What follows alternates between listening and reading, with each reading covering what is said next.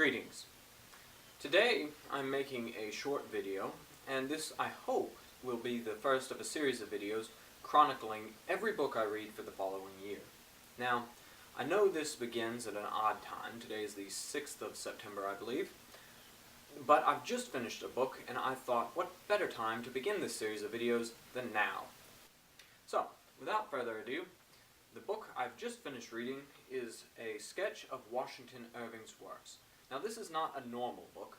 This book is comprised, every chapter is taken from a different work of Washington Irving, so they don't build on one another. Occasionally, I think you'll have one or two chapters in this work followed one another.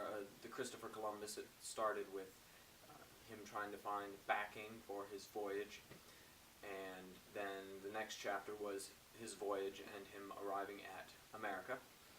However, the next chapter would be something from the works of the Alhambra, so they are completely unrelated to one another.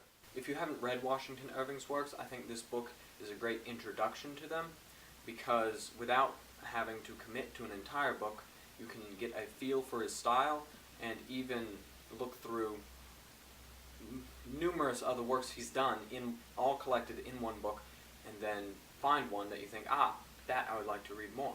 For instance, there's a chapter from Knickerbocker's History of New York, and I thought, well, just based on the title alone, I'd have never read it.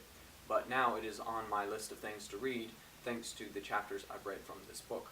I love Washington Irving's style. It is exquisite. As to the book itself, it is very finely bound. This is leather. It is well put together. There's no splitting on the spine, which I found that most old books, or the ones I can afford, have that, and so I was very happy to get one that didn't. Throughout the work there are numerous illustrations, which I love. You don't get them in a book like you'll go out and buy nowadays. It'll be just, plain text, but I love all the illustrations throughout this book. There is, in the beginning, and this I feel I should warn you about, is a long section which is merely an introduction. It is a biography of Washington Irving's life.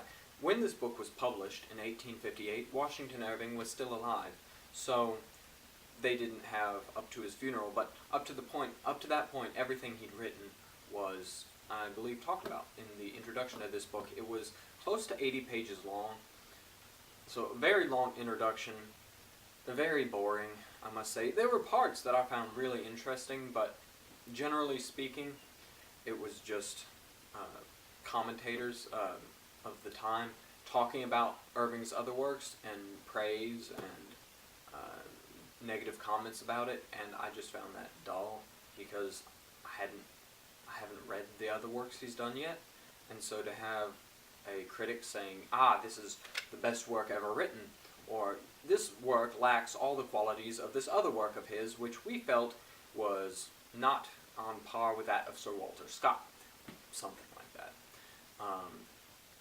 I just didn't get much benefit out of that. I guess back in the time, people would have been more widely read, and they would have drawn more benefit from that. But the binding itself, I'll show you. This is gold on leather, very well held together, as you can still see. The edges are all gilded. I like that. It's sturdy. There is some splitting, I don't know if you can see here, along this corner, which, when I open the book, you can see that more.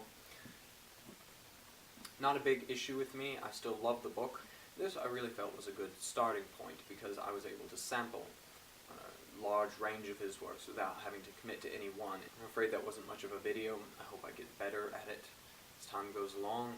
The next book I will be chronicling is the Midshipman Bolitho, which is set in 1773 on board a ship in the British Navy, and it follows the exploits of a 17-year-old as he goes and through the rank of midshipman on the 74-gun ship of the line Gorgon.